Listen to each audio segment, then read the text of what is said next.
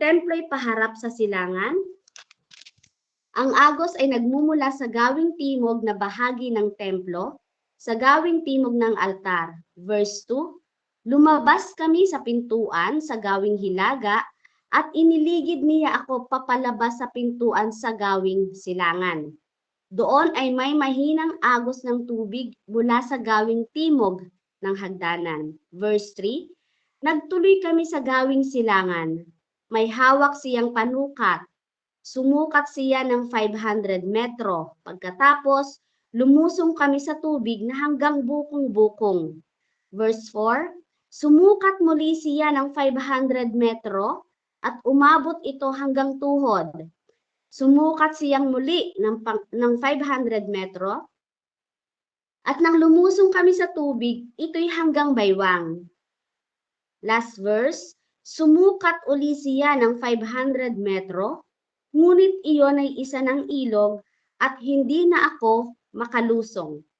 Malalim ang tubig at kailangang languyin upang matawid. Ayan. Kaya po ito po ay pinamagatang kong ang agos ng kaligtasan kasi dito po sa verse na ito ay meron po siyang tubig na umaagos sa kung saan po ay sinukat po ng isang lalaki. Ano po?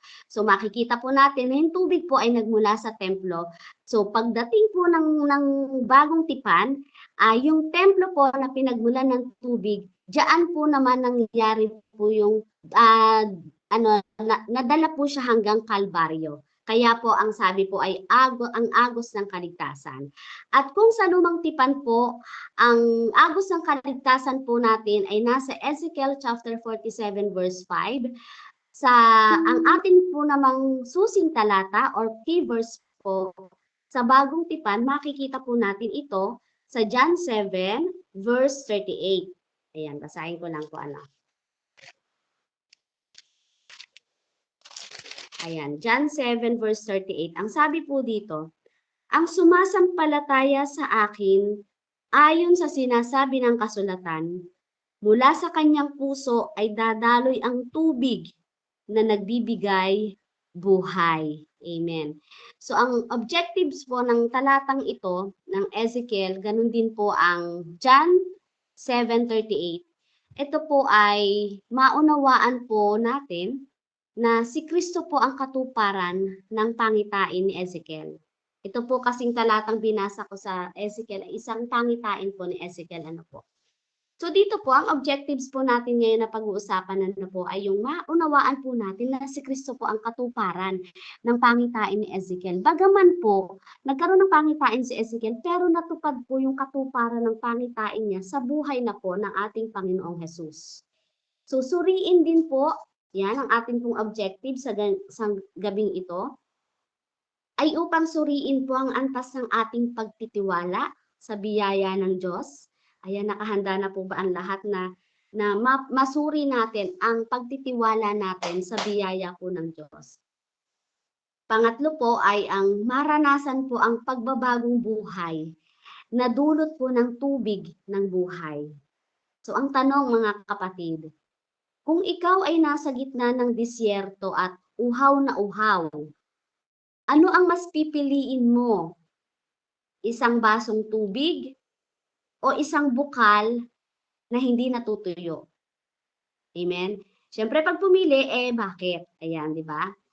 So, dito po, ano nga ba yung kasaysayan po sa likod ng pangitain po ni Ezekiel?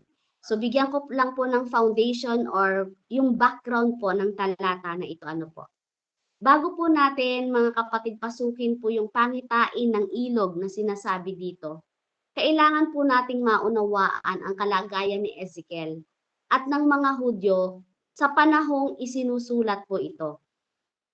Dito po, sa panahon po na isinulat po itong Ezekiel, simula po sa chapter 40 hanggang 48, ito po yung panahon na sila po ay bihag.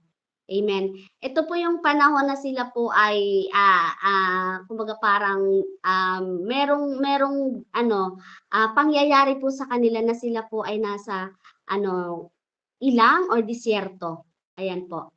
So dito po sinasabi po noong panahon po ng 586 BC po, Ang lungsod po ng Jerusalem at ang maringal na templo po ni Solomon, ito po ay ganap na winasak ng mga Babylons sa ilalim po ni Haring Nebuchadnezzar.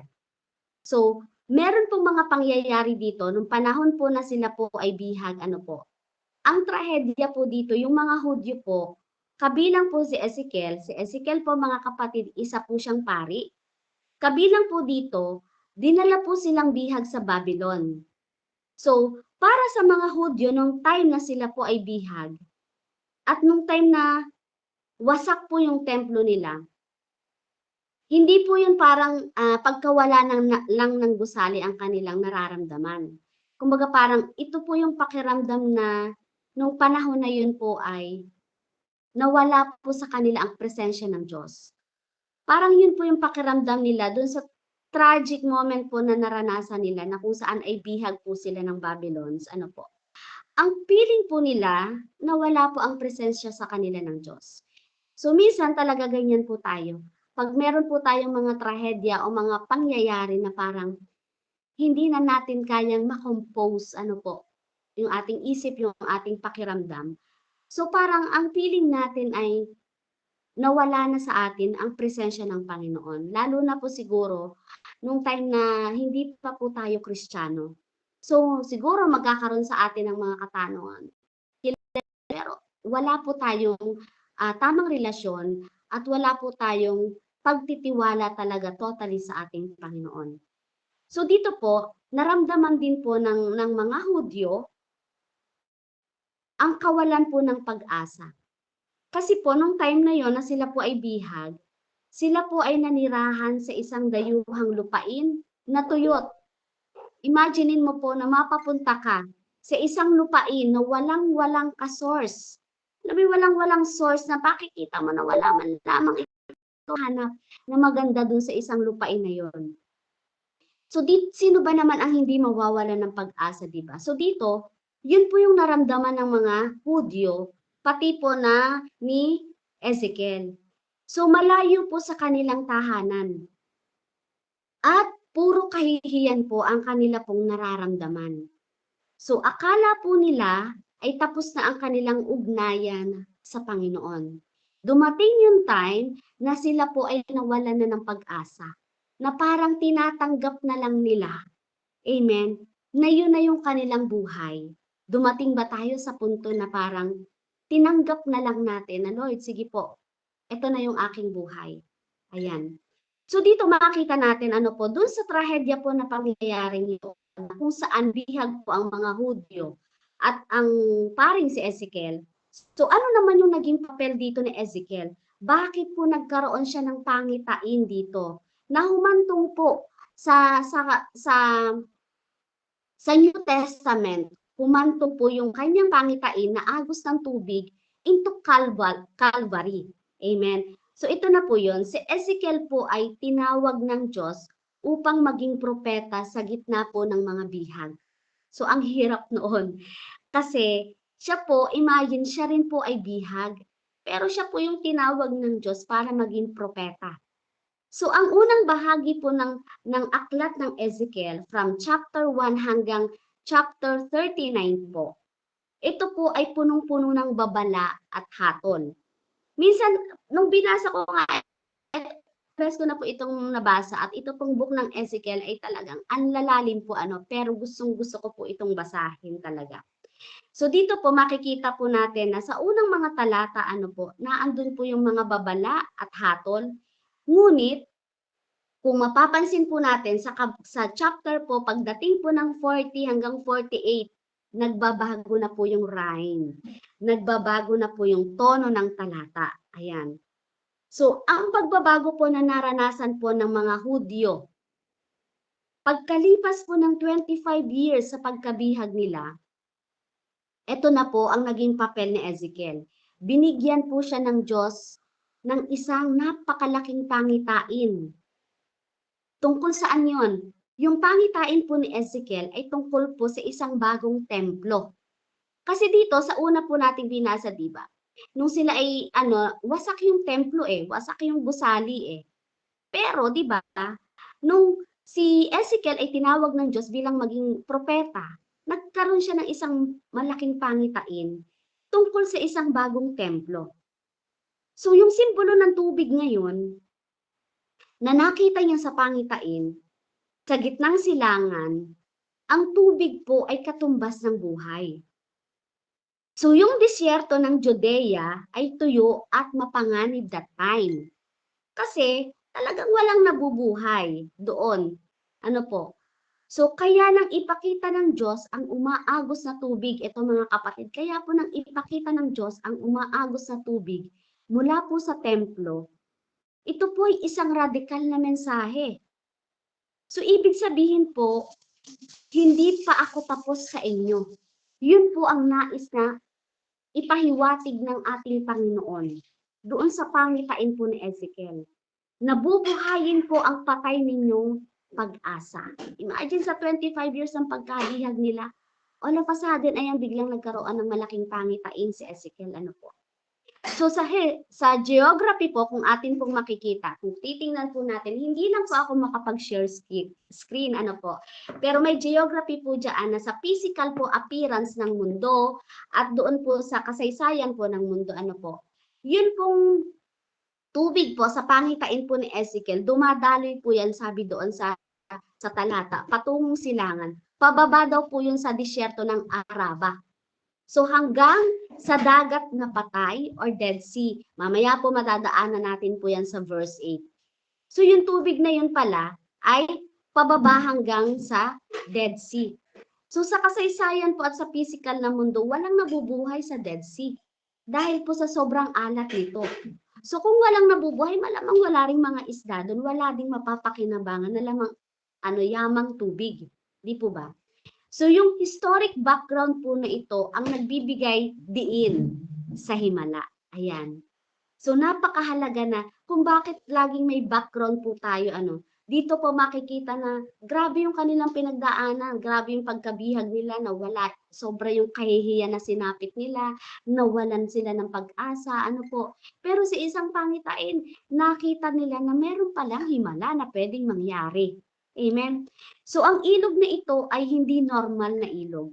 Ito po ay ilog ng pagpapanumbalik or restoration na kayang bumuhay sa pinakapatay na bahagi ng kasaysayan ng tao. Ano po yung dapat nating maunawaan dito? Ang pinagmulan po nitong book ng Ezekiel, nais pong ipaunawa po sa atin dito na si Kristo po ang ating templo. Di po ba kanina nabanggit ko na ang pangitain po ni Ezekiel ay tungkol sa bagong templo. So dito po sa talata 1 hanggang 2, sa pangitain po ni Ezekiel, nakita niya ang tubig na bumubukal sa isang threshold o pasukan o pinto ng templo. Yun po yung pangitain niya eh. So hindi siya galing sa ulan, hindi siya galing sa labas, yung tubig. Amen? Kundi mula sa mismo ng banal na dambana. Amen? So makikita natin mamaya na yung agos ng tubig na nagmula sa templo galing po sa loob mismo ng banal na dambana. So dito po makikita natin yung connection na ang katuparan po ng simbolo sa lumang tipan, ang templo po ang tanging lugar sa lumang tipan po na binanggit po. Ang templo po doon, yun po yung tamang lugar kung saan nananahan ang presensya ng Diyos. Amen po. Ngunit, pagdating po sa bagong tipan sa John chapter 2 verse 19 to 21, ayan, basahin ko lang po. Verse 19 to 21, ang sabi po dito, sumagot si Jesus, gibain ninyo ang templong ito, at sa loob ng 3 araw ay muli ko itong itatayo. Sinabi ng mga Hudyo, 46 na taong ginawa ang templong ito at itatayo mo sa loob lamang ng 3 araw? Verse 21, ngunit ang templong tinutukoy ni Jesus ay ang kanyang katawan. Hallelujah. Diba? So yun, sinasabi doon na dun sa pangitain ni Ezekiel na kung saan ay may bagong templo, eto po pala yun. Sinabi dito sa John 2 verse 21, ang templong tinutukoy ni Jesus ay ang kanyang katawan. So dito po makikita po natin ipinakita dito na si Jesus, ang new temple, siya po ang biyayang nakita ni Ezekiel na dumadaloy hindi lamang tubig para sa lupa, kundi pinagdadaluyan po ng banal na espiritu. Sabi po sa John 7, ayan. Sabi po sa John 7, verse 38 to 39, ang sabi po dito, ang sumasampalataya sa akin ayon sa sinasabi ng kasulatan mula sa kanyang puso ay dadaloy ang tubig na nagbibigay buhay. Verse 39, ang tinutukoy niya ang espiritong tatanggapin ng mga sumasampalataya sa kanya, sapagkat hindi pa naipagkakaloob noon ng espiritu dahil si Jesus ay hindi pa niluluwalhati. So dito po sinasabi po dito na ibubuhos ni Jesus sa lahat ng sasampalataya.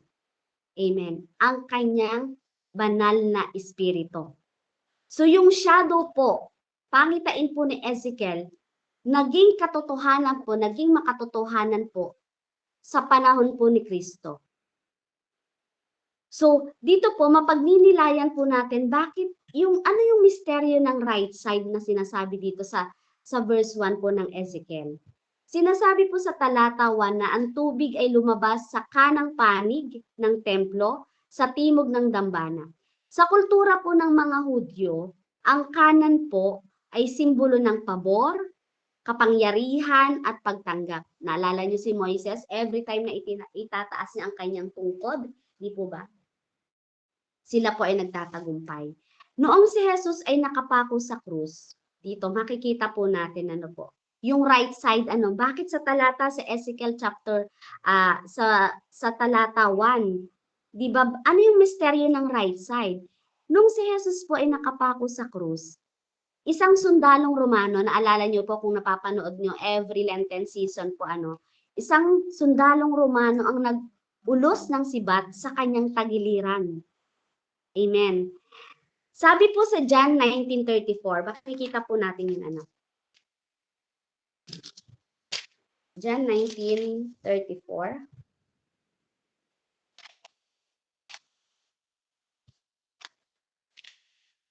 Ayan, sabi po dito, subalit sinaksak ng isang kawal ang tagiliran ni Jesus sa pamamagitan ng sibat at agad lumabas doon ang dugo at tubig. Ito na po yung pangitain ni Ezekiel na kung saan po ay ang katotohanan po, naging makatotohanan po kay Kristo. Amen. So dito po sinasabi doon na yung isang sundalong Romano ang nag-ulos ng sibat sa kanyang tagiliran. So ayon po sa tradisyon ng mga simbahan at sa mga sinaunang sining, ang kanang bahagi po ni Jesus ang inulos o tinusok. Di po ba? So ang pag-agos ng dugo at tubig ay ang literal na katuparan ng pangitain ni Ezekiel. Kanina po nadaanan natin ang pangitain ni Ezekiel, merong agos ng tubig na nagmumula sa templo pero nagmumula sa loob. Hindi galing sa ulan, sa loob mismo. So nung pumunta na po tayo dito kay Jesus sa Bagong Tipan, nagmula po siya sa loob ng katawan ng ating Panginoon. Yung pag-agos ng dugo at tubig ay ang literal na katuparan. So may umagos galing po sa loob ng katawan ng ating Panginoong Jesus. Kaya po sinasabi dun sa pangitain ni Ezekiel, ang Panginoong Jesus ang bagong templo. Amen. So yung bukal po ay nabuksan sa pamamagitan ng kanyang kamatayan. Kung wala po ang sugat ni Kristo, walang ilog na aagos patungo po sa atin. Ang kaligtasan po mga kapatid, hindi po yan galing sa ating pagsisikap. Hindi po yan galing dahil magaling tayong manalangin. Hindi rin po yan galing dahil masipag po tayong mag-Bible study, magbasa. Hindi rin po yan galing dahil po tayo ay mabait. Amen? Ito po yung pinakang katotohanan na sinasabi po na ang kaligtasan po natin ay galing po sa bukal na binuksan ng ating Panginoong Hesus mula sa kanyang katawan na dumaloy po sa atin. Ito po yung agos ng kaligtasan from temple to Calvary. So sa kaligtasan po na ibinigay sa atin sa pag-agos po ng dugo at tubig, galing po sa katawan ng ating Panginoong Hesus. Ang ating pong paglalim ng pananampalataya ay may mga proseso. Kung makikita niyo po, binasa ko po kanina sa verse 3 to 5, bawat sukat meron. At isa lang ang sukat. 500 metro, walang naiiba. So sa atin po, yung pag-agos na ginawa ng Panginoon mula sa pagkatusok sa kanyang tagiliran, umagos, dumaloy ang dugo at tubig. Ayan. Nagkaroon po tayo ng pananampalataya, pero may proseso po ang bawat isa. Habang sinusukat po ng lalaki ang distansya, sabi doon sa talata, lalong lumalalim ang tubig, ang larawan po ng ating paglago sa ilalim ng biyaya. Dako po tayo dito. Kung tayo ay nagkaroon ng kaligtasan, saang proseso ka na ngayon naroroon? Meron pong 4 na proseso na kung saan ang paglago at paglalim natin sa pananampalataya ay masusukat po. Amen? Mababasa po natin sa verse 3 hanggang 5. Unang lalim or unang sukat sa talata ng Ezekiel, verse 47, chapter 47, verse 3. Ano yon? Ang sabi doon, nagtuloy kami sa gawing silangan, may hawak siyang panukat. Mga kapatid, i-ano po natin ngayon, buksan natin yung ating spiritual na puso, spiritual na nalalim sa Panginoon. Dito natin mai-share mamaya yung ating insight. Anong reflection mo? Asan ang proseso mo na ngayon sa iyong pananampalataya? Ang unang proseso po dito po sa talata. Amen. Level of faith sa bukong-bukong or ankle. Ito po yung level ng ating pananampalataya na kung saan una kang tinawag. Lahat tayo dumaan sa pagtawag ng Panginoon. Walang nagising na magaling na agad, marunong na agad manalangin. So yung bukong-bukong dito na sinasabi, sumukat siya ng 500 metro pagkatapos lumusong kami sa tubig na hanggang bukong-bukong. So yung bukong-bukong dito, ito po yung mababaw or yung pagtawag sa atin tulad ng mga bihag, tulad ng mga Hudyo. Kanina sa background po natin na nagsisimulang maniwala muli. Tayo po, may pagtawag po sa atin. Naririnig mo ang salita, pero ikaw pa rin ang may control. Ito po yung bukong-bukong. Ito po yung mababaw na antas ng pananampalataya, pero mahalaga. Amen. So ano yung kahulugan ng bukong-bukong sa level of faith mo, sa proseso na ginawa sa iyo ng Panginoon? Kaya nga sabi ko sa inyo, may proseso siya. From temple, imaginein mo, from Old Testament, napunta sa New Testament. From temple, umaagos na tubig simula sa templo na nagmumula sa loob, napunta sa ating Panginoong Hesus na kung saan ay nang tinusok ang kanyang tagiliran, may dumaloy na tubig. Imaginein mo yon. So ngayon, isipin natin, nasa ang level of faith tayo. First level natin, bukong-bukong. Ang bukong-bukong mga kapatid, sumisimbolo yan ng panimulang pananampalataya natin. At lahat tayo nag-umpisa sa ganito. Ito yung unang hakbang sa Diyos. Ito yung faith or pananampalataya na ligtas ka. Ligtas pa. Kontrolado mo pa. At komportable ka. Ito mga kapatid yung faith na, sige, susubok akong makinig. Sige, a-attend ako. Ayan, naalala nyo ba? Yung unang first encounter nyo? Sino yung nag-invite sa inyo? Paano ka nakakilala? Paano ka nakarinig? Alam niyo yun? Sige, susubok ako, makikinig ako. Ito rin yung pananampalataya na hanggang dito lang muna. Ayan. Pag hindi na okay, aatras. Pag hindi na gusto, pag may gagawin, pag maglalaba, hindi na makikinig. Ito yun eh. May pananampalataya nga. pero hindi pa malalim ang tiwala. Bakit? Ano ba yung katangian ng bukong-bukong na pananampalataya?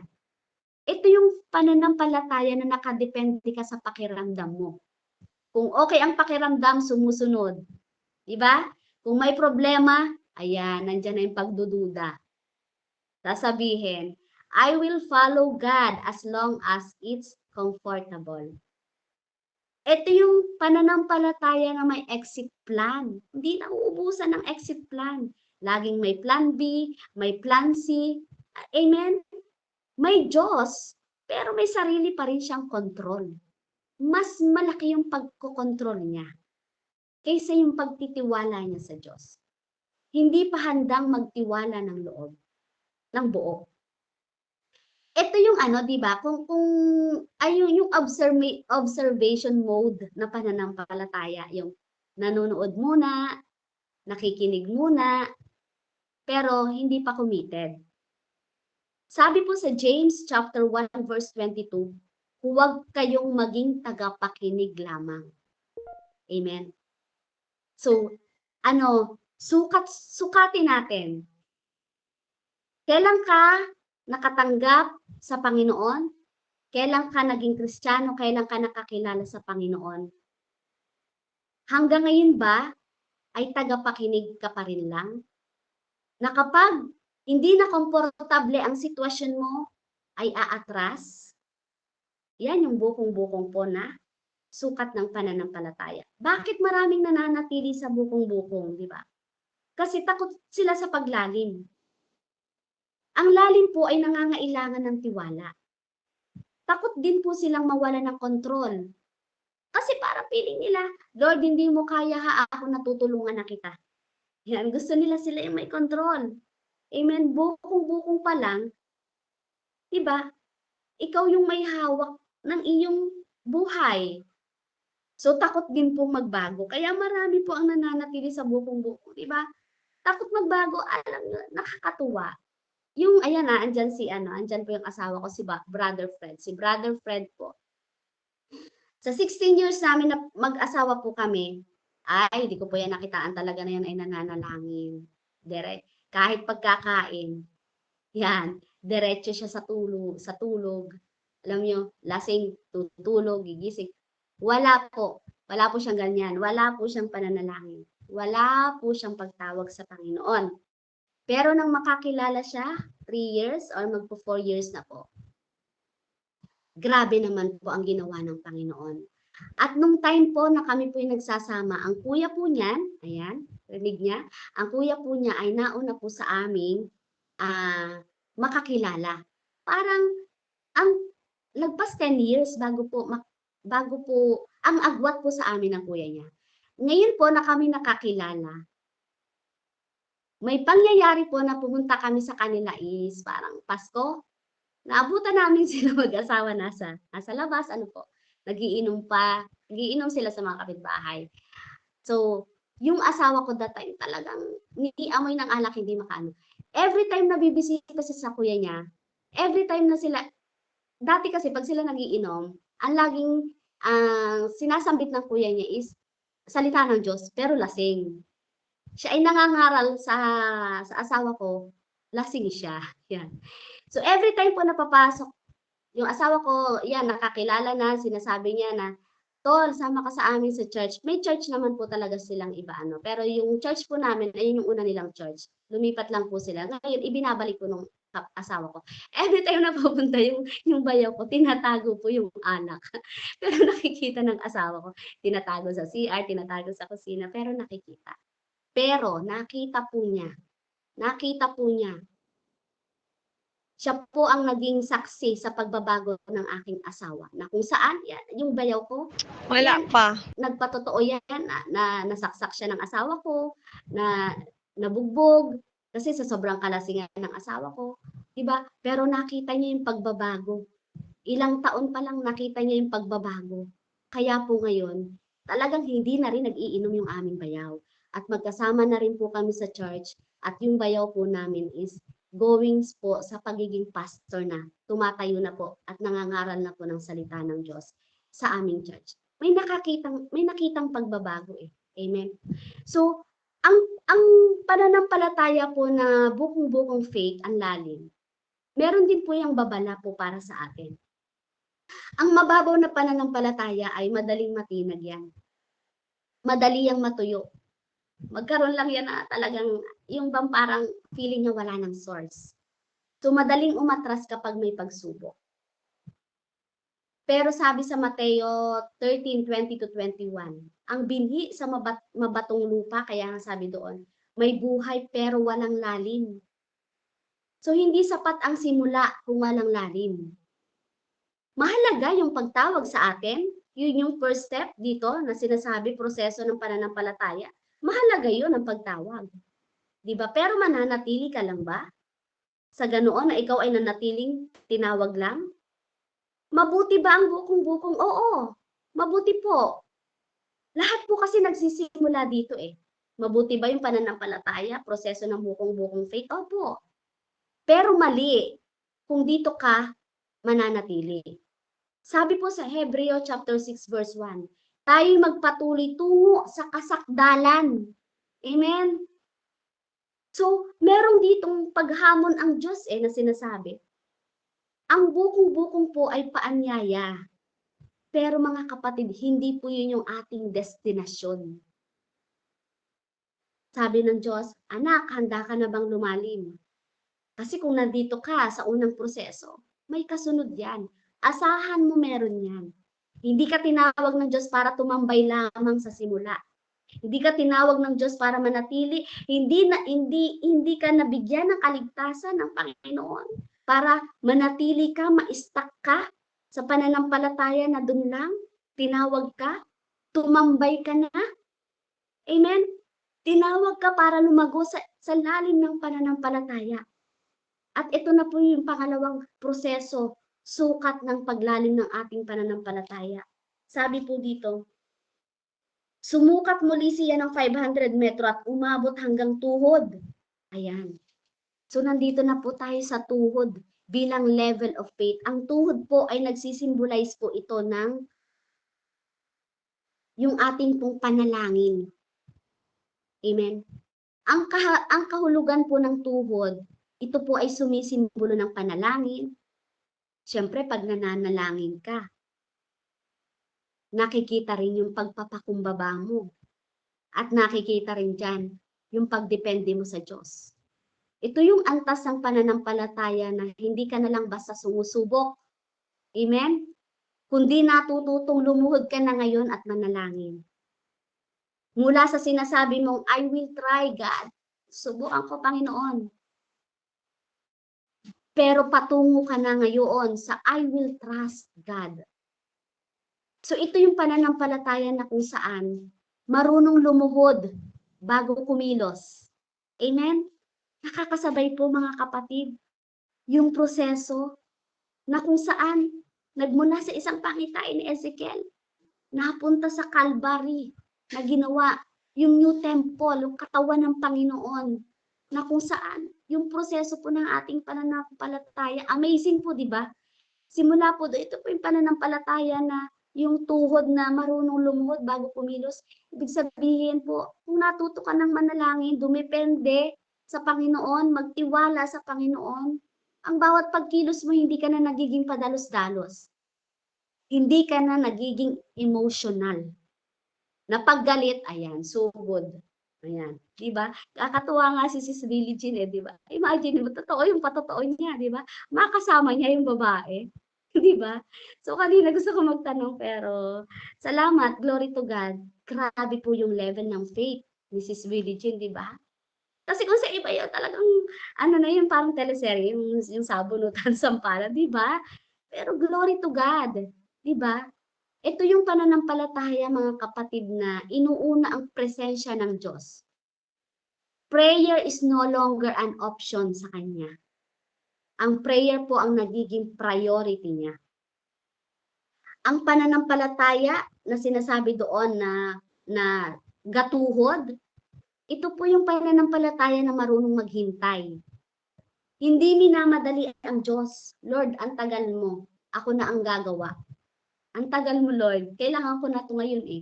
Hindi ganon. Hindi gano'n, 'di ba, ang pananampalataya na gatuhod. Ito yung mas pinahahalagahan po yung timing kaysa sa convenience. 'Di ba? May tamang timing ang Panginoon. Amen. Sabi sa Awit 27 verse 14, nakalagay doon, basahin ko po ano.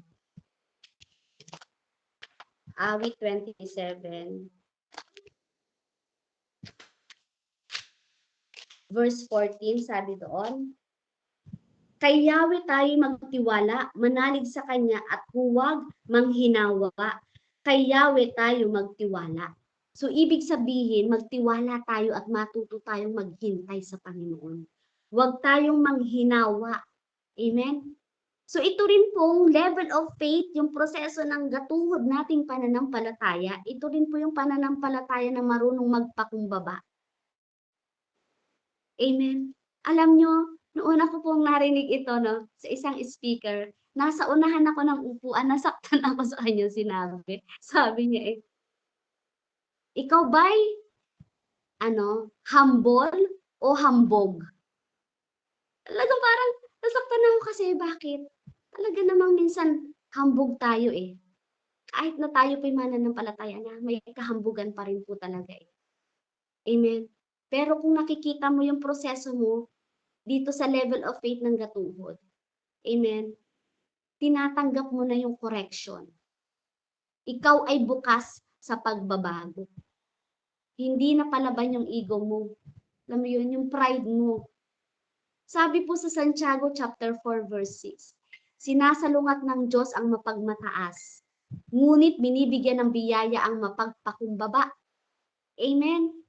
So, doon pa rin po tayo babagsak sa pagpapakumbaba. Ano po ang kaibahan ngayon ng bukong-bukong at tuhod? Ang bukong-bukong, level of faith, yung pagtawag, napunta sa gatuhod, yung pananalangin. Ang bukong-bukong kontrolado mo pa yung pananampalataya mo, buhay mo. Pero yung level of faith ng gatuhod, submitted ka na ngayon. Sa bukong-bukong feelings, base ka pa din. Nagbabase ka pa rin sa iyong pakiramdam. Pero sa gatuhod, prayer-based ka na. Amen? Sa bukong-bukong ay tatry kong mag-join ako. Masusundan uli next month. Alam mo yun? Subukan mo namang hakbang naman. Alam mo yun, andyan yung ating mga leaders para magtanong ano po ang pwede kong maiambag. Para po hindi naman lagi, basta pag gano'n, di ba? Wag lang try kong makinig. Ay, try kong mag-insight. Bukas wala, ganyan. Alam mo yun? Hakbang. Ay, puntang gatuhod man lang. Na yung dating try lang, gawin mong trust na. Titiwala ka na eh. Amen? Yung bukong-bukong, kung dati nasa observation mode ka, ngayon nasa participation mode ka na. Amen po? Sa tuhod, nagsisimula po ang tunay na relasyon. Hindi lang siya nagsisilbing religion. Amen? So, dito po sa tuhod natin, sa tuhod na level ng pananampalataya natin, ang babala po dito, may prayer life tayo, totoo. Pero pwedeng hanggang doon lang. May mga tao na laging nagdadasal, pero ayaw naman sumunod. Ayaw magbago. So, ang panalangin na walang pagsunod ay, ano pong tawag sa pananampalataya na yun? Incomplete faith. Diba? Ganyan, alam niyo, nung tayo nag-aaral, naranasan natin yan eh. Diba? Kapag hindi natin nakumpleto yung requirements sa isang subject, yan. Incomplete tayo nakalagay. INC, incomplete. So sa atin, tandaan natin, kahit na anong dami ng pananalangin mo, kung wala kang pagsunod sa Panginoon, still, matatawag pa rin po yun na incomplete faith. Bakit mahalaga ang level of faith ng tuhod? Dahil po ang tagumpay ay nagsisimula sa tuhod. Alam na alam yan ng mga prayer warriors. Diba? Manalangin lang yan. ano, yung lumuhod lang yan, gumagalaw ang kalangitan. May nangyayari sa kapaligiran. Yan ang katagumpayan ng tuhod, yung pananalangin. Amen. Ang lakas ay ipinapanganak sa panalangin. Nagiging malakas ka. Amen. Once na manalangin ka kanina, lugsong-lugso, parang ano ka, stress na stress. Pero yung nanalangin ka, grabe. Grabe yung lakas na nabigay sa'yo. So, ang lalim ay nagsisimula rin sa pagpapakumbaba. Bakit ka nananalangin? Bakit ka natawag sa Panginoon? Bakit? Kasi ina-admit mo na hindi mo kaya. Kaya nagpapakumbaba ka ngayon. You cannot stand strong if you never learn to kneel. Amen? So dito po sinasabi po dito na ang hamon ng Diyos dito po sa proseso po ng knees, yung pananalangin, yung tuhod. Anak, marunong ba tayong lumuhod? Marunong ka bang lumuhod? Handa ka na bang sumunod? May kasunod siya. Diba? Ang tuhod, mga kaibigan, mga kapatid ko, ay daan. Pero hindi pa rin po siya destinasyon. Tinatawag ka ng Diyos na lumagpas pa. Ayan, lagpasan pa natin. Sabi dun sa kasunod na talata. Sabi doon, sumukat siya uli ng metro, ngunit, sumukat siyang muli ng 500 metro at nang lumusong kami sa tubig, ito'y hanggang bewang na. Ayan, hinamon tayo ngayon ng ating pananampalataya na, sige, lagpasan mo pa. Kung marunong kang manalangin, try mo pang lumagpas. So ano po yung sinasabi dito na hanggang bewang na yung sukat? Ito po yung tinatawag na pagsusuko natin. So ang agos dito ay nasa center of gravity. Nasa center of gravity mo na, gabewang eh. Dito mo mararanasan ang pakikipagbuno ngayon. Amen? Ang iyong plano laban sa plano ng Diyos. Ayan po. So ano yung kahulugan dito ng gabewang na level ng pananampalataya natin? Yung surrender natin sa Panginoon. Ito po ay nagsisimbolo ng lakas, nagsisimbolo din po ng direction, at nagsisimbolo po ng paggalaw ng buhay. Ito po yung antas ng ating pananampalataya na hindi ka na lang nagdadasal ngayon. Hindi ka kundi namumuhay ka na ngayon ayon sa kalooban ng Diyos. Pwede kasing mapanalangin ka eh, madasalin ka eh. Pero hindi ka naman sumusunod sa kalooban ng Diyos. Diba? Pero ito, yung level of faith natin sa number 3 na ito, diba? Hindi ka na lang basta nagdadasal, kundi namumuhay ka na ngayon ayon sa kalooban ng Diyos. Hindi ka lang nagiging prayerful. Pinakamaganda doon? Purposeful ka na. Imaginein mo ang buhay mo na walang purpose. Gigising ka, magtatrabaho ka, tutulog ka, kakain ka. Ganun. Diba? Pero ngayon, iba na. Nagkaroon ka na ngayon ng purpose. Bakit mo ginagawa? Even sa mga maliliit na bagay na yung ginagawa, nagagawa mong pasalamatan ang Panginoon. Amen? Paglalaba lang, nakatapos ka, pagluluto lang. Nagagawa mong maupo at pasalamatan ang Panginoon. Bakit? Nakita mo ngayon yung purpose ng iyong ginagawa. Everything you do it to glorify God. Amen? So bakit dito sinabi na, bakit bewang ang ginamit na sukat? Diba? Kasi mga kapatid, sa Bible, ang bewang ay pinagmumulan ng lakas. Remember po, isa po siya sa full armor of God. Diba? Na mababasa natin yan from Ephesians 6 verse 14 to 17. Diba? Dumaan ako dyan sa inyo. Diba sabi Punta ko, muna ako sa lumang flat, hanapin ko muna si Ganda. Ano pa yung mga armor of God? Breastplate of righteousness, sandals of peace, sword of the Spirit, helmet of salvation. Diba? So sabi doon sa Ephesians chapter 6 verse 14, ibigkis ninyo ang inyong bewang ng katotohanan. So ibig sabihin, ang Diyos na humuhubog sa paninindigan mo, sa diskarte mo at sa direksyon ng buhay mo. Siya na ngayon ang humuhubog sa'yo. So, ano yung mga katangian? Ano yung katangian ng bewang, yung pananampalataya na gabewang na? Ito yung pananampalataya na hindi ka na basta-basta gumagalaw. Hindi ka padalos-dalos. Ito rin yung pananampalataya na meron ka ng discernment. Amen? May self-control ka na. Na ilalabas mo ngayon yung fruit of the Holy Spirit. Sabi sa Galatia chapter 5 verse 25, kung tayo nabubuhay sa Espiritu, lumakad din tayo ayon sa Espiritu. Amen. Ito pong level of faith natin sa gabewang, ito po yung faith na may disiplina. May disiplina po ba tayo? Amen? Tayo po ba ay may disiplina? Sa atin pong pananalangin, kumusta po? May disiplina po? Sa atin pong pagsunod, may disiplina po ba? Sa atin pong paglakad ng may kabanalan. Sabi doon, cloth the holiness, righteousness, and godliness. Diba? So, hindi lahat. Diba dapat lahat ng ating ginagawa na may kalakip na pananampalataya, dapat meron din tayong disiplina. So, ito yung pananampalataya na nakahanda sa laban. Kaya nga, belt of truth center of gravity. Diba?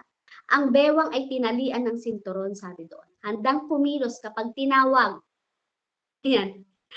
Di ba, sinabi sa'yo, ikaw bukas. Minsan, nagiging tayo, ano mo yun? Paniki. Ba't ako? Ba't ako? Di ba? So, kung ikaw nasa level of faith, once na may sinabi sa'yo ang leader, handa kang sumunod. Amen? Kasi, ginamit yan ng Diyos sa'yo para ikaw ay tawagin. Di ba? So, ang lalim ng pananampalataya ay makikita sa consistency, pagpapatuloy, at sa obedience.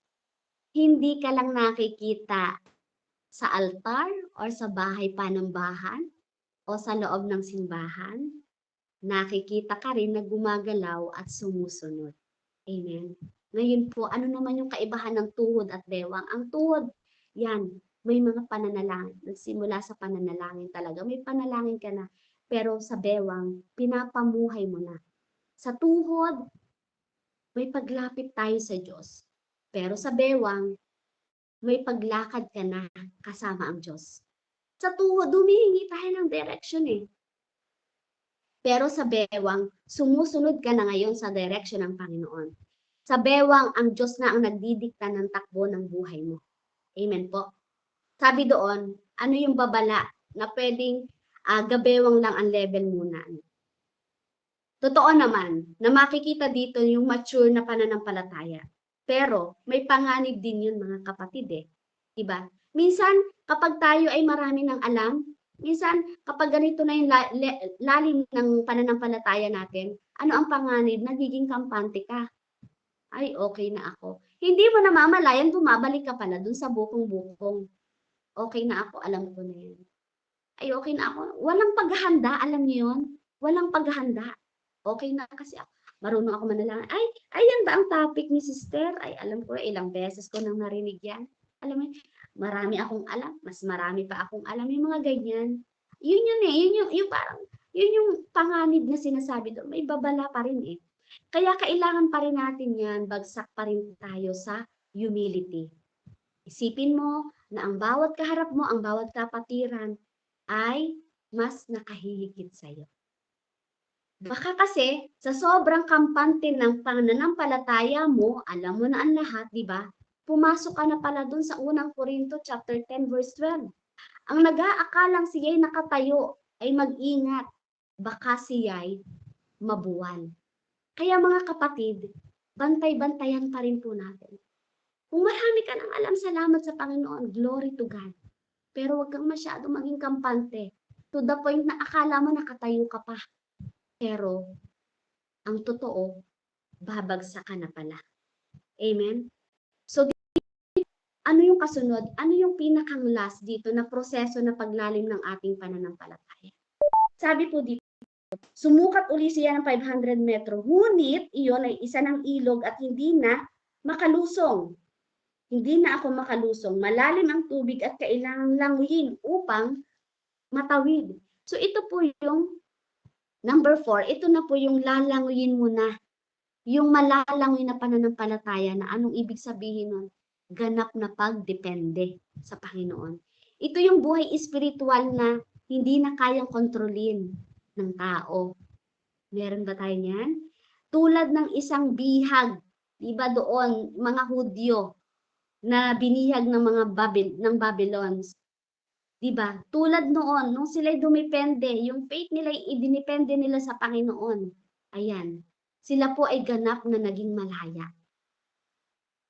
So tayo, nagpapadaig na ba tayo sa agos ng, kumbaga parang nagpapasaklaw ba tayo sa agos ng banal na espiritu na meron tayo? Amen? So dito po, ano yung kahulugan naman noon, level of faith? Ito yung simbolo ng ganap na pagsuko, yung buong pagtitiwala, buhay na wala ng sariling kontrol. Ito po mga kapatid yung antas ng pananampalataya na hindi ka na nakatayo sa sarili mong lakas. Hindi ka na umaasa sa sarili mong diskarte. Ito yung pananampalataya na umaagos ka na lang, lumalangoy ka ngayon sa Espiritu ng Diyos. Ang nagiging bukas, ang lumalabas na sa bibig mo, Lord, kung dati, Lord, samahan mo ako, hindi ko po kaya. Pero sa ganitong total na ganap na pagdepende sa Panginoon, ang masasambit mo, Lord, kung saan ka pupunta, sasama ako. Sabi nga ni Moises, kung hindi mo kami sasamahan, Panginoon, sa lupang pangako, di ba wag na lang silang makarating doon. Aanin mo, di ba, kung wala naman ang presensya ng Panginoon. Kung ganap tayong dumedepende sa Panginoon, may mga pangyayari sa buhay mo na nandiyan ka din nala. Amen? Sasabihin mo, Lord, kung saan ka pupunta, sasama ako. Kaya nga nung favorite nga, alam ko narinig ko na po yun. Narinig na po ninyo yung favorite song ko nung nagsimula po ako na manampalataya at mag full time po sa church namin, ano po. Kasi ang ganda ng buhay namin dati. Ang ganda talaga po. Pero dinala ako dito eh. Alam mo yung na zero kami sa business. Ilang bigasan, parehas kaming employed, may bahay at lupa, may mga sasakyan, okay lahat. Pero, nung lumalalim na, di ba, may something na nabigat na talaga na didepende ka na pala talaga sa Panginoon eh. Sabi doon sa favorite ko na awitin. Kasi imagine, di ko ma-imagine ang lugar namin na ito, na dito ako, mamumuhay. Imaginein mo. Sabi doon sa awitin, wherever you will lead me, Lord, I will follow you. Wherever you will lead me, Lord, I will follow you because I love you. Because I love you. My Lord, ganyan ba yung puso natin sa Panginoon? Di ba? Bakit sinabi dito na hindi malalakaran, kundi malalangoyan? Kapag malalim na ang tubig, mga kapatid, hindi ka na kasi pwedeng basta lang tumayo. Hindi ka na pwedeng magkunwari. Amen? Kailangan mo na ngayong magtiwala. Ang katotohanan dito po, hindi ka dadalhin ng Diyos sa lalim na yan ng iyong pananampalataya para ikaw ay malunod. Dadalhin ka niya roon para turuan kang lumangoy sa kanyang grasya. By the grace of God, malalangoy mo yan. Amen? At ito po yung pananampalataya na wala ka ng plan B.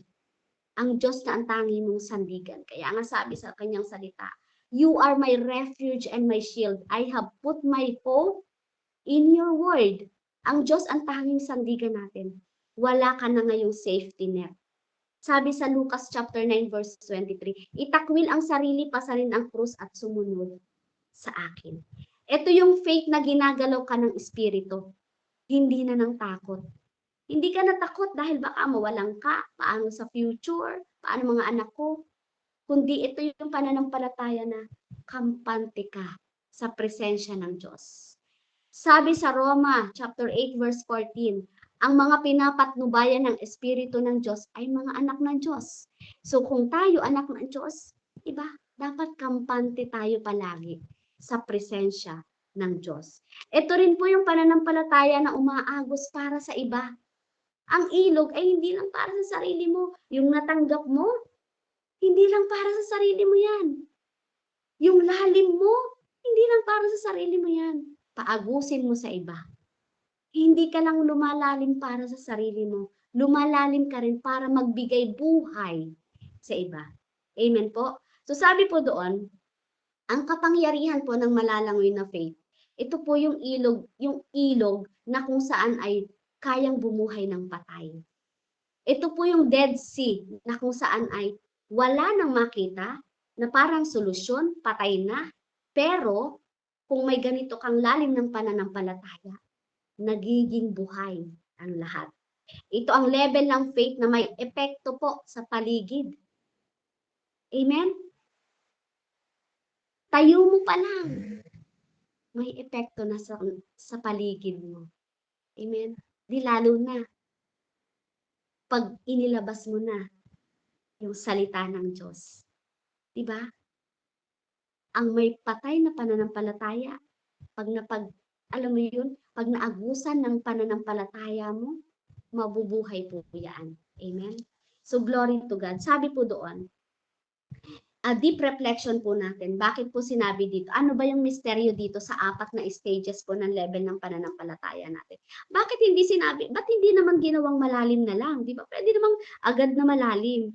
Pero sa atin pong karanasan, kasi talaga naman, gusto natin ng instant na paglago. Pero sa talata po na ito, dinala muna si Ezekiel sa 4 na magkakahiwalay na pagsukat bago umabot po sa kalaliman. So ipinapakita rito na ang ating buhay kay Kristo ay isang paglalakbay po or journey. At hindi po siya isang magic. Ito ang tinatawag na sanctification. Amen? Kailangan tayong sanayin ng Diyos na lumakad sa mababaw bago po tayo pagkatiwalaan sa malalim. Ang bawat 500 metro po o 1,000 siko na sukat ay simbolo po ng faithfulness sa maliliit na bagay. Kung hindi ka marunong magtiwala sa Diyos, sa bukong-bukong pa lang, sa maliit na pagsubok pa lang, hindi mo kakayaning lumangoy sa gitna ng malalaking unos. So ang paglago po ay nangangailangan ng oras at patuloy na pagsunod, mga kapatid. Ano po ang kaibahan naman kapag sinabing nalalakaran at nalalanguyan? Ito po yung pagsusuko ng timbang o bigat. Amen? Malaki ang pagkakaiba ng dalawa. Sa paglalakad, mga kapatid, ang bigat mo ay nasa iyong sariling paa. Amen? Pero sa paglangoy, ang bigat mo po ay nasa tubig na. Ito na po yung agos na ng grasya ng banal na espiritu. Kapag ikaw ay lumalangoy na, sabi doon sa antas na ika-4, yung sa pang-4 natin na stage, kailangan mong isuko ang iyong timbang o yung iyong gravity sa tubig. Diba? Upang hindi ka lumubog. Diba kung ikaw ay nasa ika-4 na level ng pananampalataya, ngayon, isusuko mo ngayon timbang mo diba? Para hindi ka lumubog. Sa buhay espiritual po natin, ang timbang na ito po ay ang ating mga alalahanin, mga kasalanan, at yung ating mga sariling kakayahan. Amen? Kailangan po nating isuko yung bigat na yan. Tanungin natin ang ating sarili, ano yung mga timbang na pilit ko pa rin dinadala? Baka kasi ito ay takot sa kinabukasan? Baka ito'y galit sa kapwa mo? May galit ka pa din dyan sa puso mo? Pagtitiwala mo sa pera? Higit sa pera, ano? Hanggat hindi mo po sinusuko ang timbang na yan sa ilog ng biyaya ng Diyos, mapapagod ka lang sa paglalakad at hindi ka makakaranas ng tunay na kapahingahan kay Kristo. Dito po, sa lahat ng binanggit ko, si Jesus ang ilog po sa gitna ng disyerto. Sinasabi sa mga susunod na talata, sa verse 8 to 9, basahin ko lang po ano. Sabi po sa verse 8 hanggang 9, sabi po dito, sinabi niya sa akin, ang tubig na ito ay papunta sa dakong silangan hanggang dagat na na patay. Pag abot nito sa dagat na patay, malilinis ang tubig nito. Sabi doon, lahat ng lugar na maaagusan nito ay magkakaroon ng lahat ng uri ng hayop at isda. Pagdating ng agos nito sa dagat na patay, magiging tabang ang tubig ng dagat. Lahat ng lugar na abutin nito ay magkakaroon ng buhay. Hallelujah. Yan po si Jesus sa ilog at sa gitna ng disyerto. Amen. Ang kaalaman kung si Jesus ang ilog natin ay nagbabago po ng ating pananaw sa atin pong paghihirap. Yung disyerto po na atin pong malamang nararanasan ngayon, hindi po yan nakakatakot kung may dumadaloy po na isang ilog na kung saan nananahan po sa atin ang ating Panginoon. Ang paghihirap ay hindi po katapusan ng kwento, mga kapatid, kundi isang pagkakataon para sa isang milagro. Kagaya ng mga naranasan ng mga Hudyo, 'di ba? After 25 years, naranasan muli nila ang ang mapalaya, 'di ba? So kung ang ilog mo o kung si Jesus ay nasa iyong buhay, kahit ang pinakapatay, mga kapatid, na aspeto ng iyong pagkatao, ano yan? Ilagay mo sa Panginoon. Ibaba mo. Wasak na pamilya ba yan? Yan ba yung tuyot na pangarap mo? Yung matitigas na puso mo? Kaya po yung buhayin muli eh. Sabi doon sa ating binasa, imaginein mo, lahat ng maaagusan, magkakaroon ng buhay. Diba? So, ganyan kayang buhayin muli ng ating Panginoong Jesus. Hindi tayo nabubuhay dahil sa ganda po ng ating paligid. Hindi tayo nabubuhay dahil ang ganda ng ating pamilya, ang ganda ng ating trabaho, ang ganda ng ating bahay. Hindi po tayo nabubuhay dyan. Kundi dahil po sa agos na nagmumula sa templo.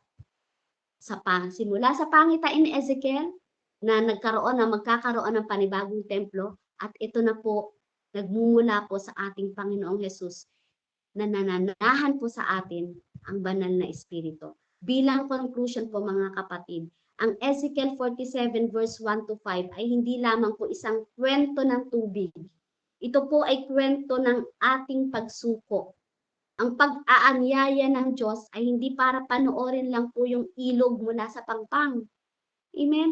Kundi ito po yung tuluyang lumusong ka at magpatianod ka sa biyaya ng Diyos. Kaya po, I would like to encourage everyone, lahat po ng nakarinig ng salita ng Diyos. Lumusong po tayo. Marami po tayong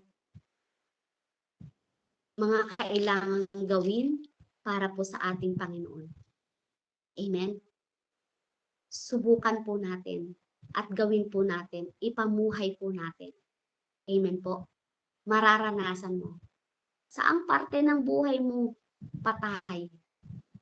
Lahat ng madadaluyan niya ng iyong pananampalataya. Lahat po yan mabubuhay. Kung ako lang po magpapatotoo, grabe. Siguro, mga darating mga may pagpapatotoo po talaga na kung saan naranasan ko talaga.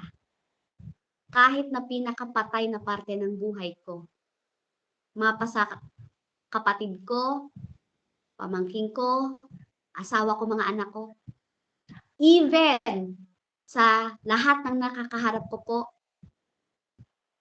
I make it sure po na yung buhay ko nagiging purposeful po.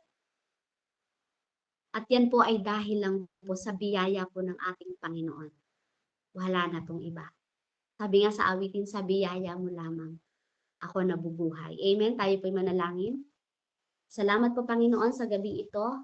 Lord, patuloy kang pinagbabalikan ko po, Panginoon, ng pasasalamat, Lord. Salamat po sa wisdom. Salamat po sa presensya ng Banal na Espiritu. Pagpalain mo, Ama, ang lahat ng mga kapatid ko na nag-join sa gabi ito, Lord. I declare, Panginoon, that the glory of the Lord will manifest upon them. In Jesus' mighty name, Amen and amen. Salamat po at pasensya na po kayo napahaba. God bless you po everyone.